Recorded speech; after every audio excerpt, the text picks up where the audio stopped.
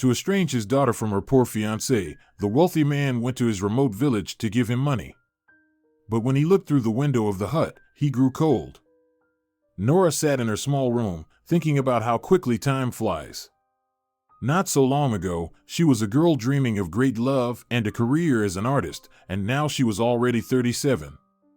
She had neither great love, she never had it with her husband, nor an artist's career. Nora ran her fingers through her hair and clenched them, as if they were to blame for her predicament. Only her daughters made her smile and believe in a better future. Nora went downstairs and headed to the kitchen. Nick was supposed to be back from work soon. He usually came home around 7, but today he was delayed for some reason. Nicholas was a rather successful prosecutor. He had amassed a good fortune and was proud of having achieved everything in life on his own. Unfortunately, he believed that everyone in the family should do as he deemed necessary. But their eldest daughter, Cora, defied her father's wishes and, after high school, enrolled in an art college to study painting. She had loved to draw since childhood. In school, she was always praised for her keen perception of the world around her and her diligence in this meticulous work. Nick had dreamed that his daughter would follow in his footsteps. Last year, when Cora announced that she had been accepted to college and would start studying there from the beginning of the semester, the arguments were almost constant. Nicholas threatened to cut off her allowance, but Cora didn't care. She inherited her stubbornness from her father, so he had no choice but to accept her decision. Though Nora was sure that her husband was just biding his time to unleash a new wave of anger at a more convenient moment. Their younger daughter, Nancy, was in school. She had recently turned 12. The girl wasn't particularly compliant either. She had no love for the legal field but adored riding her bike and writing song lyrics. Then her best friend would pick out a melody on the guitar, and they would sing together. They dreamed of someday forming their own band and conquering the world. Such pure childhood dreams. Who didn't dream at 12? "Mom, where's Dad?" Cora asked as she entered the kitchen. "I don't know, he's late. Maybe his meeting was rescheduled." Nora shrugged. "Are you going to have dinner?" "Yes. I just wanted to talk to both of you." "Did something happen?" Nora asked, worried. "No, nothing, don't worry. The front door opened, and Nicholas walked in. "Oh, Dad's home." Cora dashed out of the kitchen to greet her father. "Hi, sweetheart, how are you?" he asked, looking tired. "Are you going to have dinner?" Nora shouted from the kitchen. "Yes, I will," Nick replied. The three of them had dinner together. "Where's Nancy?" Nicholas asked. "She's at Mary's," Cora quickly answered and resumed eating. "Again with those silly songs," the father said irritably, breaking off a piece of bread. "Why silly?" Nora began timidly. "It's great that the kids are involved in creativity, and by their own choice." "Yeah, and where will that creativity get them? Playing by the subway and begging for scraps from passers-by? A wonderful prospect." "Mom, Dad, I wanted to tell you that after the session, I want to visit Sam and meet his family." "What? And where does he live?" her father glared. "Not very far from the city. I'll leave you the address if you want, so you'll know exactly where I am." "Is it in the countryside?" Nick asked, curling his lip. "Uh-huh. It's so great there." "So, you've been there already?" Nick sipped some juice from his glass. "No, Sam told me about it. He's already gone." "And when do you plan to go?" her mother asked. "In about a week, I should be done with my exams by then. I don't trust this computer genius of yours. Focus on your studies, not the countryside. Not that it will give you anything anyway. At best, you'll teach kids to smear paint on paper." Cora's expression changed. Her smile faded, her cheeks turned red. Nora realized she was about to explode, but the girl just silently stood up and went to her room. "Both of them are out of this world, just like you," Nick quickly glanced at his wife. She lowered her eyes. Arguing with this man was impossible and pointless. He would only blame her for everything, dragging the argument on for days, if not longer. Nick sat in his office, fuming over why his daughter got involved with this pauper, especially one from the countryside. He understood that she was only 17 and would break up with him 100 times. But now was the time to think about the future. Cora had already strayed from the right path. What would painting give her? Absolutely nothing. Now, there was also this IT guy. Yet Nick had invested so much in his family. Nora didn't work, she took care of the kids. It was the dream of any woman. He did everything to ensure his family needed nothing and that everything was respectable, but no, his daughters took after their simple-minded mother, who never cared about others' opinions or status. Nick thought she could be happy living in a rundown house and wearing the same jeans for years. It irritated him. His wife was always interested in silly things. First, she took up crochet, then she dreamed of becoming an illustrator, even worked in some shabby publishing house before their marriage. And then other similar nonsense crossed her mind. Nicholas was determined to drive Samuel away from his daughter. No, he wasn't planning to beat him up in a dark alley, he simply planned to give him a tidy sum of money. The man was confident that Samuel would immediately agree to leave Cora alone, and in a state of depression after the breakup, it would be easier to pressure his daughter, steering her in the right direction. Perhaps she would find the right path, as the girl had grown up smart and quick to grasp things. Pleased with himself, Nicholas opened his laptop. Finding out where the Samuel writer lived was no trouble for him. He decided to go there first thing in the morning. Before bed, Nick peeked into his wife's room. The couple hadn't shared a bedroom since Nancy was born. Nick knocked on the door a couple of times for formality's sake. Yes, Nora answered quietly. It's me. Not asleep yet? Nick entered his wife's small room. Not yet. Did something happen? Yes, a long time ago, when you let the girls go. Now they do whatever they want, not realizing they are trapping themselves in a miserable existence. One paints, the other writes some talentless songs and sings them. Ugh. Anyway, that's not the point. I'm going to that backwater tomorrow. Where? Nora put the tube of cream back on the nightstand. To this Sam Ryder's family home, Nick sat on a chair, brushing off some specks beforehand. What are you planning? Leave the boy alone. He's done nothing wrong. Maybe, but it's better for him to stay away from Cora. He's not the person I want to see next to her. Did you ask her? What she wants? She loves the guy. Oh, please, Nora. Can we even talk about love at 17? We can, Nora replied quietly. It's precisely at that age that we can talk about real love. Go ahead, start crying as usual. You've made up fairy tales and believe in them. To be 37 and think like a teenager. Life teaches you nothing. In short, be ready to wipe your daughter's tears. That's why I came. Nicholas rose from the chair and left the room silently. Nora sighed, tears choking her. Her husband always accused her of seeing the world through rose-colored glasses and understanding nothing about life, real life, with its problems and difficulties. Nora felt that her happiness and joy turned him inside out. It was as if he wanted to see her tired, beaten down by life, unhappy and sad. That's when he would bloom, feeling like a hero who would save her and the whole world, and everyone would admire and thank him for the rest of their days. Recently, it had become unbearable for Nora to live the life she had led since she was 19. She wasn't living her own life and was gradually fading away. Nora had become bogged down in domesticity, never fulfilling her professional potential. She had planned to become not just an illustrator, but to continue her studies. But Nick always said she couldn't handle a proper profession and could paint at home when she had free time.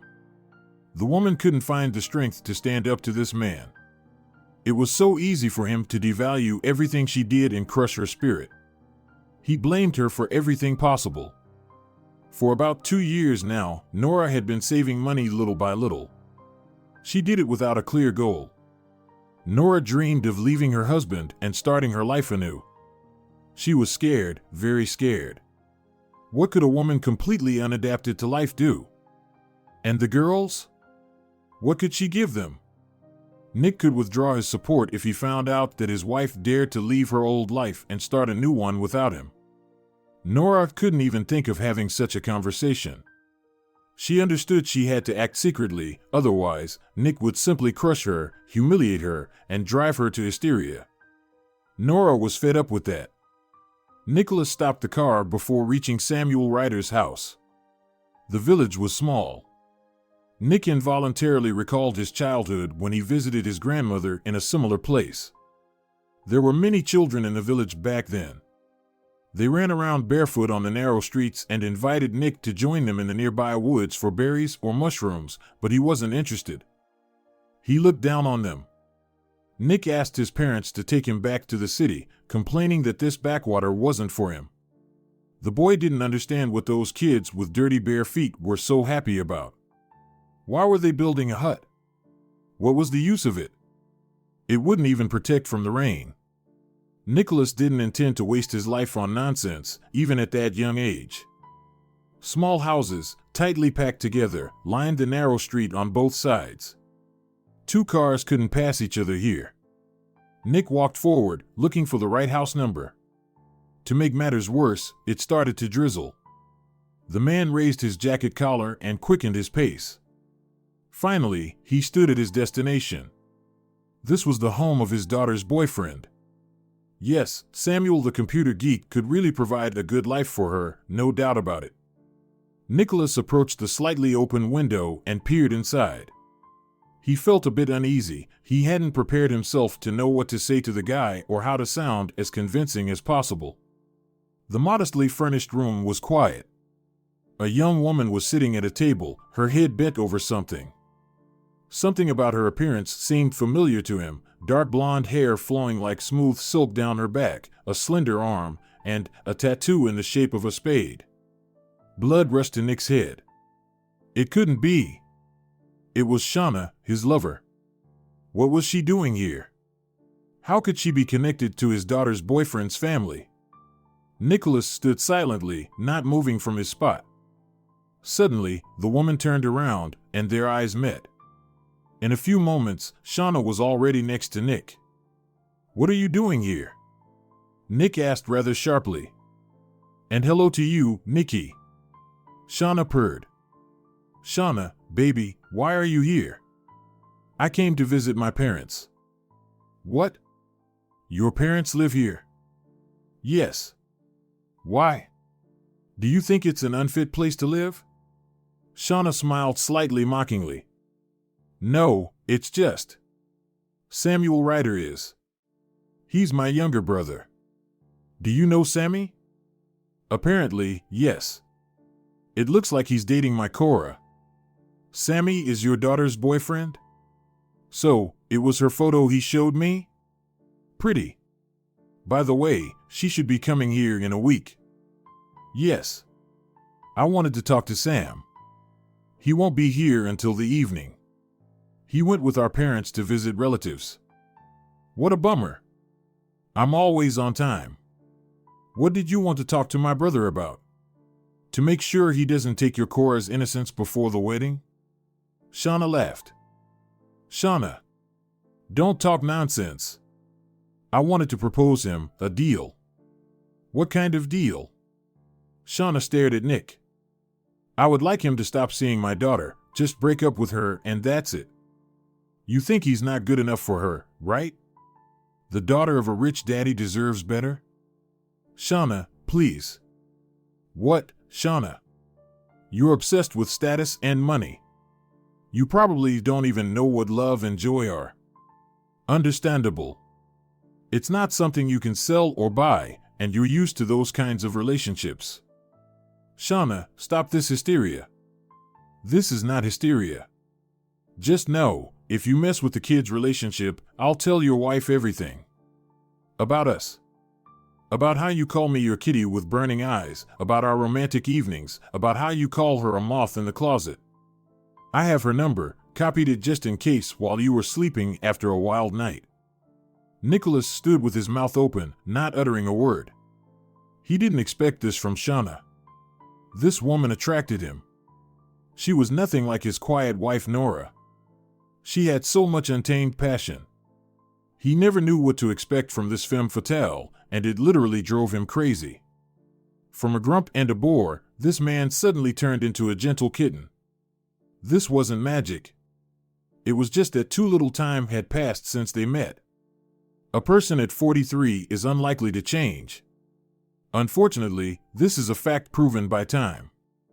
I understand you, beauty. Nick hugged Shauna by the waist and pulled her close. When will we see each other? I'm here for now. Unless. I'll call you later, okay? She ran her index finger along his nose.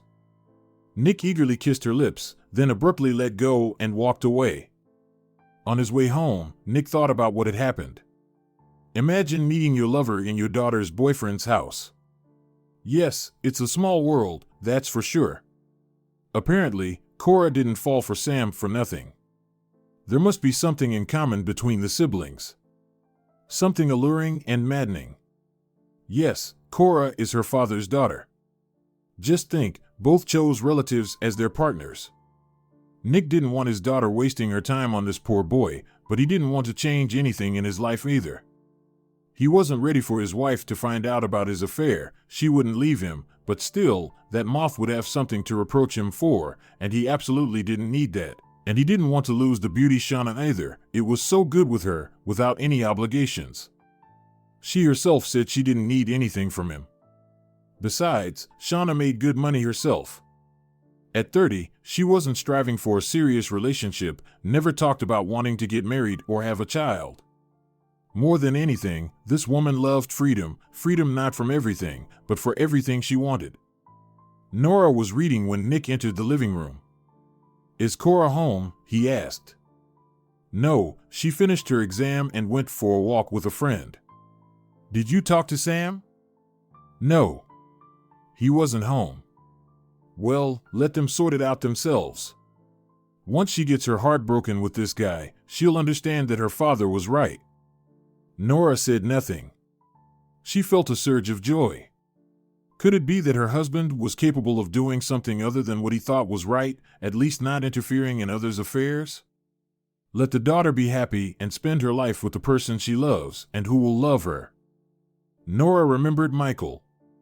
That cheerful guy who once covered her apartment door with paper forget-me-nots. It was incredibly beautiful. They were still in school then. He didn't care what the other boys said, he just walked Nora home, carrying her bag. It was so nice and peaceful with him. Over time, they started dating. Nora, I want to spend my whole life with you, Michael said one day while they were walking in the park. I do too, Nora replied. And I want to paint your portrait. If only I get into college. You will. You'll definitely get in.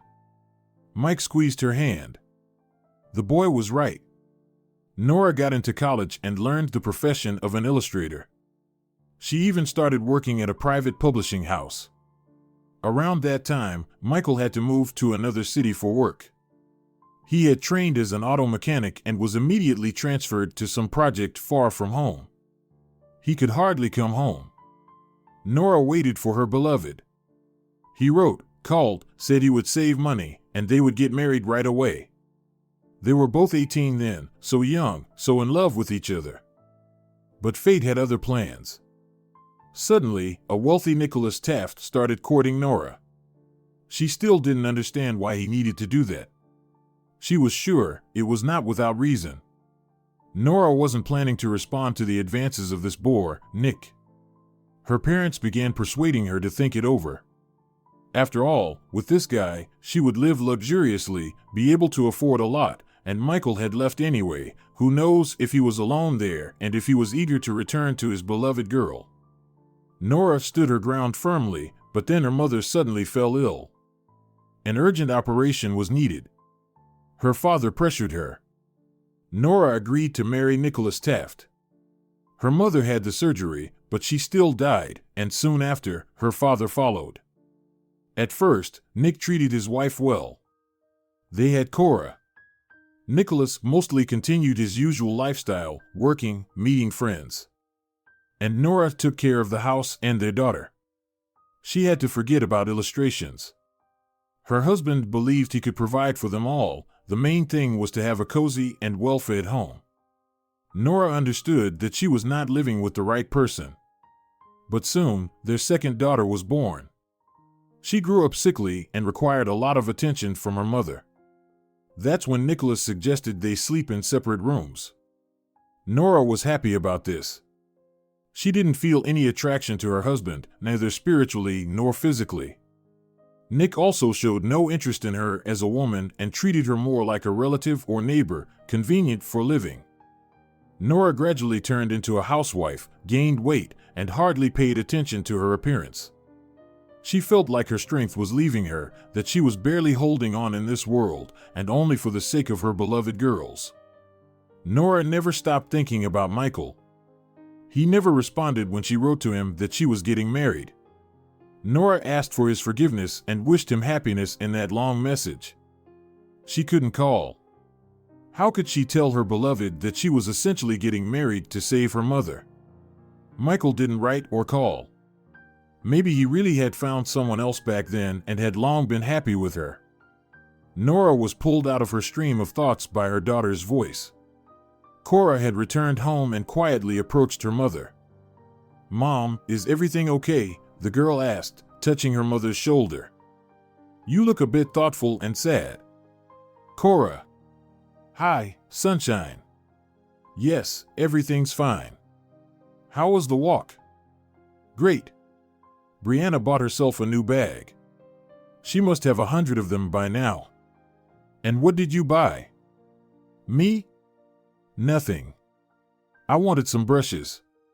But the little shop we popped into didn't have any good ones." "You're so unique, my girl," Nora said tenderly, pulling her daughter onto her lap. Yes, Cora was already grown up, but they still fooled around like that. "Why?" Cora was surprised. "You're so passionate about painting, just like I was once with illustration." "Mom, why did you quit?" "You said you had started working." "It just happened that way," her mother sighed. "Your father was against it, and then there was Nancy. Do you remember how often she was sick?" "Yes, you didn't sleep at night." "Mom, I want you to be happy so much. You know, when I met Sam, I realized that he is my person to the core. It's even fun and pleasant to be silent with him. I'm so glad, sweetheart, so glad for you. Be happy and never betray your love." Tears sprang from Nora's eyes, and she couldn't hold them back. "You never loved Dad, did you?" Cora asked, stroking her mother's hair. "Well, no, probably not. There was someone else, right? Someone you loved but couldn't be with?" "Cora, how do you know, darling? I never talked about it. I just guessed." "Where is that person now?" "I don't know. But it doesn't matter anymore. Michael is surely married and happy by now." "How do you know?" "Maybe he's still suffering, missing you. You should at least find him, talk to him." "No, Cora. It's not worth digging up the past. It was a long time ago. Everything is fine now. The main thing is that you and Nancy are doing well." "Mom, I love you so much," the girl hugged her mother tightly. "And I love you very much, my berry." A week later, as planned, Cora left for Sam's village. Nick tried not to touch on the subject at all. Recently, he had rarely been home, citing endless court cases. Nancy also didn't stay home much. After all, summer vacation was a time for fun and a break from school routines. Nora often stayed alone. One morning, the woman took out a box with her sketches made many years ago. Her heart raced. She wanted to draw. Strangely, her hand almost immediately remembered everything: how to hold the pencil, how to shade and highlight certain parts of the object. Nora didn't notice how several hours passed. "Why didn't I carve out at least a few minutes to draw?" she thought. Nora decided to practice when Nick was not home. Maybe she could return to her profession. There are such opportunities to work remotely nowadays. The woman felt cheerful. All these years, she had been afraid to start drawing, afraid of losing her mind, of making mistakes. She was so confused, so tired of living without love. And there were her husband's constant accusations that she couldn't properly raise the children, keep the house in perfect order, while he himself would create a real mess in minutes. He would find something to pick on. All the woman could do was cry into her pillow at night. She had no one to support her. Nora rarely left the house. She ordered groceries for delivery, the children had grown up, and she didn't need to walk with them. There was no one to visit. But that day, the woman was in a hurry to a store that sold art supplies. She needed paper, pencils, erasers, and some other drawing materials. Nora was looking at the pencils. It had been so long since she bought them. Over the years she spent in seclusion, so much new had appeared. "Excuse me, do you happen to know if watercolor pencils or regular ones are better?" asked a man who approached the same shelf. "It depends on what for." Nora looked up at him and froze. "Nora? Nora Brooks," the man said. "Michael? Is that you?" The woman covered her mouth with her hand, tears were very close, and there was a lump in her throat preventing her from speaking and breathing. Then something inexplicable began to happen. Nora put the pencils back on the shelf, Michael grabbed her hand, and they quickly left the store. "Sorry for acting like an idiot," Michael said apologetically. "Michael, forgive me, fool that I am. Forgive me. I hate myself. I wanted to save my mother, but I failed. But I managed to condemn myself to a loveless life. Only my daughters keep me on this earth." "Nora, what are you talking about? You. My God. How I've missed you." They wandered into a small cafe, sat at the farthest table, and talked. They talked and couldn't stop talking. "Are you married?" "No, never was. I live with my nephew. Samantha died 4 years ago. Now I'm trying to raise Dennis. He's a great kid. He's already 12. My youngest is 12 too." "And your husband?" Michael lowered his eyes and stared into his cup of unfinished coffee. "What about my husband? We live like neighbors. For a long time now. He clearly has a woman, but you know, I don't care. More than anything, I want to leave him and start a new life." "Then do it, Nora. You were always brave. Remember how you climbed into the nettles to get the kitten?" "Yes, I remember," Nora smiled. "That brave girl turned into a worthless fat woman who is afraid of her own shadow and can't do anything but cook dinner or tidy up the house a bit. Stop berating yourself. You're as beautiful as I remember you. And your drawing?" "There's no drawing, Mike. Nick was always against it, accusing me of being incapable of anything else but smudging paper. My youngest was often sick. It was so exhausting. I turned out to be such a weakling, Mike, you can't even imagine. Because you don't have the right man by your side." Nora felt scalded. That was exactly what she had thought all these years, but she was afraid to voice it. Michael, her Michael, whom she hadn't seen for almost 20 years, said it for her. Nora was determined to leave Nicholas. But how to go about it? How would the girls take it? How would they all live afterwards? First, she decided to talk to Nancy. Cora hadn't returned from Sam's yet. "Nancy, sweetheart, are you awake?" Nora asked, peeking into her daughter's room. "No, Mom. Come in. We haven't had a bedtime chat in ages." "That's true, sunshine. I wanted to talk to you about something." "About what?" Nancy sat up in bed. "You know, darling, I'm sorry." "Mom, what's wrong? Don't scare me. Just tell me, I'm grown up now." "Sweetheart, I can't live with your dad anymore. It's not because he's bad, we're just too different. I want to rent an apartment and—" "Mom, you don't love Dad, do you?" her daughter asked simply. Nora couldn't speak, she just nodded and began rubbing her eyes, which could no longer hold back the tears. "Mommy, don't cry, please. Let's leave. You can go to work, and I'll help you, like, clean the house." "Sweetheart, but I can't give you what your father does. He has money, and I can only draw silly pictures. And they're not silly. They're amazing. I found your folder in the gazebo. I want to see you smiling, not Dad's money." Nancy's words stunned Nora. Her 12-year-old daughter, who not long ago was running around in diapers, spoke so maturely, so profoundly. Nick was right. Both daughters took after her, not of this world. You couldn't buy their loyalty. They were free birds that couldn't be lured with a wallet. For some reason, Nora felt so relieved that night she slept surprisingly well. Nora was preparing to talk to her husband. She had started secretly seeing Michael, although Nicholas was rarely home, so there wasn't much to hide. For the first time in many years, Nora felt happy. She felt so good with Michael. She remembered her daughter's words about how even being silent with Sam was fun. Nora felt the same way. It was wonderful to have someone with whom she could spread her previously clipped wings. Michael was still working on car repairs. He had become very successful in his field. People booked his services months in advance. He worked in his large garage attached to the house. The house, where he lived with his nephew Dennis, was small but sturdy and very charming. Despite the lack of a woman's touch for a long time, it was cozy and clean. Dennis accepted Nora easily.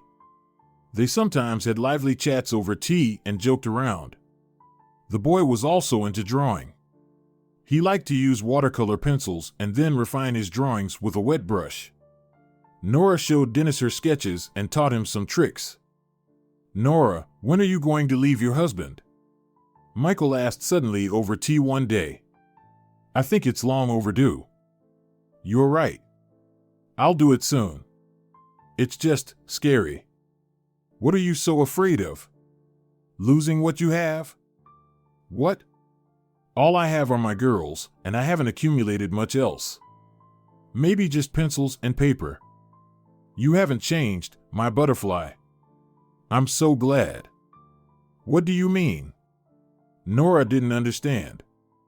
"You're not after money. You're still that girl who loves to draw and you," Nora took Michael's hand. "How I love you," he said tenderly and rewarded his newly found love with a long, tender kiss. Nora didn't have time to respond, nor did she want to. She simply dissolved in a cloud of happiness that she had been deprived of for so many long years. Nora returned home with a firm intention to have a frank conversation with her husband. She quickly prepared dinner and started waiting for Nick.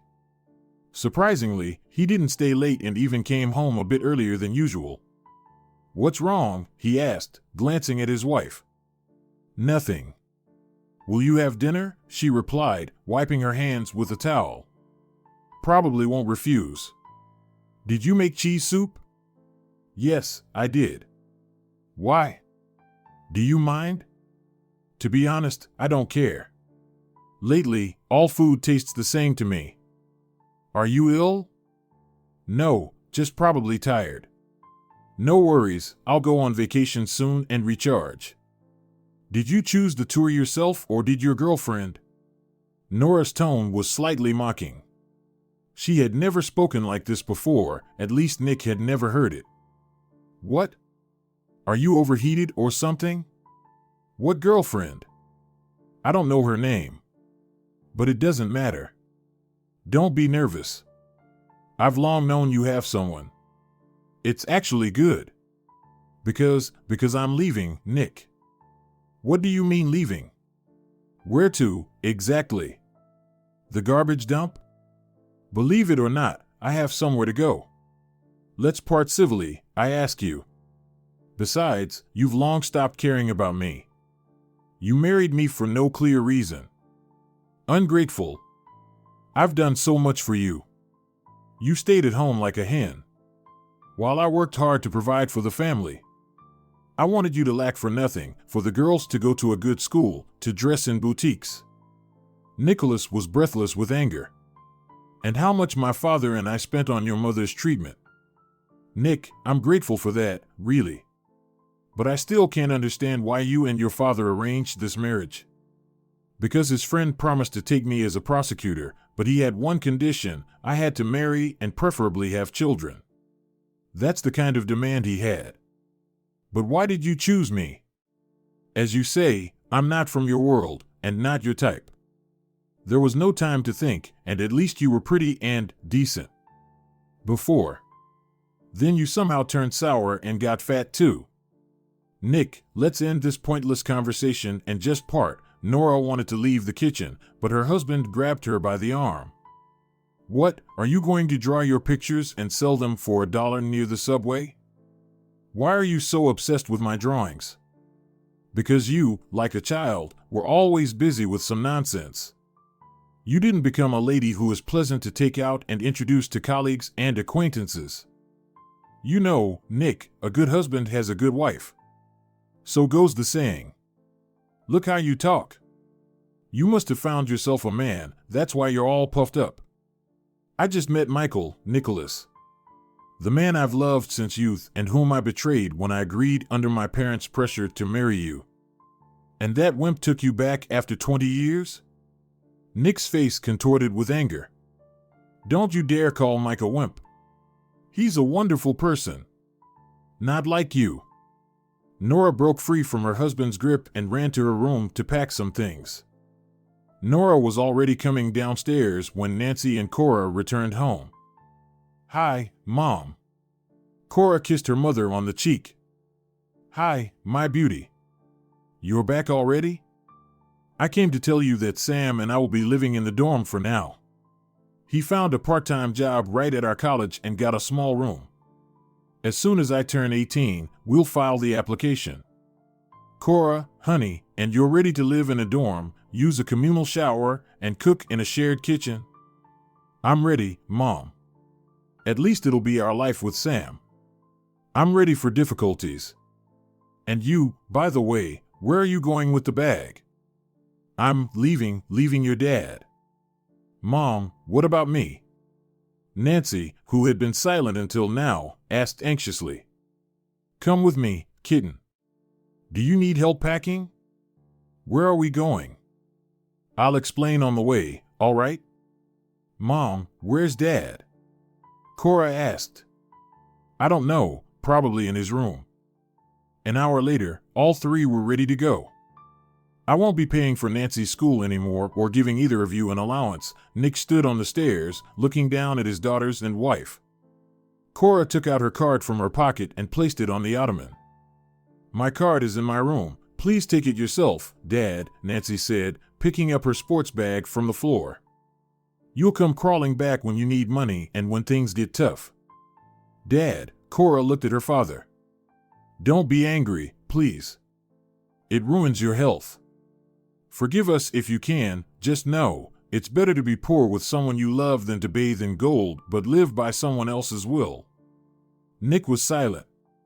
His world was falling apart. All his life, this man had been striving to become rich, afraid of wasting time, and working hard.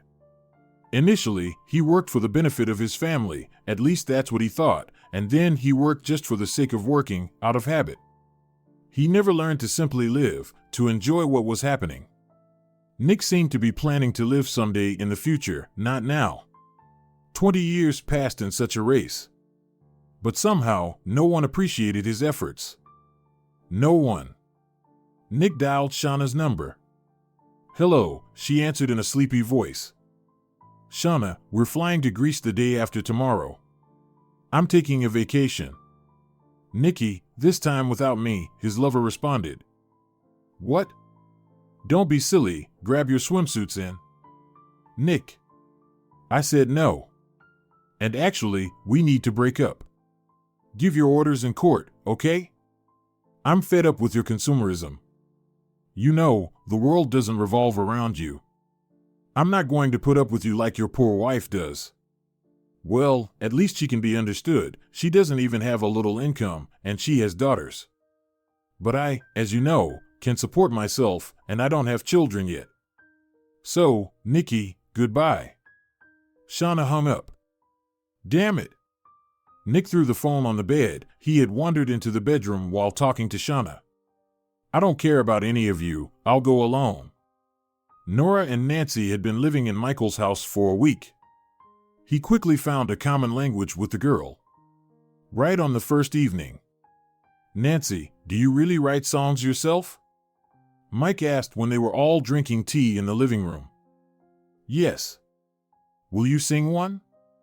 "No, I won't sing. If you want, I can let you read them." "I'd love that. Maybe then I can tell everyone that I sat in the living room and ate pear pie with this famous author." Nancy laughed and handed him the notebook that she always carried with her. Michael fell silent and started reading, turning one page after another. "Where did you?" he asked, looking intently at Nancy. "What?" The girl didn't understand. "Where do you get your ideas? This is so deep, so beautiful. Do you really like it?" Nancy took a sip of tea. "Of course. I wouldn't say it if I didn't mean it. Keep writing, darling, keep writing." "Thank you. But Dad always says it's complete nonsense and I'm wasting my time. He says it won't make much money anyway. Your father is just confused. He thinks everything must make a lot of money, and if it doesn't, it's not worth paying attention to. But that's not true. If you want, I can invite my friend over sometime. She plays guitar well and sings." "That would be great." Mike smiled broadly. Nancy quickly made friends with Dennis too, even though she had previously thought all boys were stupid and bullies. They often watched movies together and laughed loudly throughout the house. "Why so late, Mike?" Nora asked quietly when they were lying on the huge soft bed they had ordered recently. "What's late?" Mike hugged her closer. "We could have been so happy all these years if I hadn't messed up back then. Don't think about that, my little bird. Everything happens as it should. We're together, and that's what matters. We'll make up for lost time." He tickled Nora under her arm. She giggled and snuggled up to her beloved even more. "You know, not a day went by that I didn't think of you," Nora confessed. "I don't believe it," Mike tickled her again. "Really?" Nora pouted playfully. "Prove it." Michael propped himself up on his elbow and made a funny face. Nora smiled and kissed his lips. She felt that a single kiss from Michael made her feel 10 years younger. It was a gloomy autumn day, but the house was warm and cozy. "Mom, it's time to take out the duck," Nancy shouted. "I'm coming." Nora ran into the kitchen. That day they were expecting Cora and Sam to visit. "Hey, kids, come help me set the table in the living room," Michael said cheerfully, poking his head into the kitchen. "Let's go, Nancy." Dennis ran into the living room. The girl ran after him. "The duck!" Nora exclaimed, opening the oven. The kitchen smelled of mulled wine and duck baked with apples. A fit woman with reddish-brown hair and rosy cheeks stood in the kitchen. The extra pounds seemed to melt away when Nora moved in with Michael. Love works wonders. How wonderful it was that Nora went to that store that day and met her first and only love there. How wonderful that Michael forgave her and led her away then. If not for that, Nora probably still wouldn't have dared to leave her husband, even though she had been preparing for it for several years. "They're already here." Michael burst into the kitchen, kissing Nora's neck as he passed. "Everything is ready. We can set the table." The party celebrating Cora and Sam's arrival was a great success. Everyone chatted merrily and joked a lot. Nora suddenly thought that nothing like this had ever happened in her married life. Nick couldn't stand guests. He generally avoided celebrations. The most spectacular arguments always occurred when there was some event to celebrate. What was happening with Nick now? Nora had only heard that he sold the house and quit his old job. A neighbor, with whom she occasionally talked, mentioned that he was planning to go either to Cyprus or Crete. What drew him there, only God knew. Nora glanced at her plate. There lay a ring with a small blue stone. "What is this?" she exclaimed in surprise. "Marry me, Nora." Mike smiled and kissed her hand. Everyone clapped approvingly and started to bustle around joyfully. "I suggest we drink champagne," Samuel said cheerfully, and the cork shot out of the bottle with a bang, hitting the ceiling. Nancy and Cora squealed, and everyone burst into laughter. Nora looked up to keep from crying out of overwhelming joy. A ring, a symbol of her and Michael's love, which they had managed to carry through all these years, sparkled on her slender finger.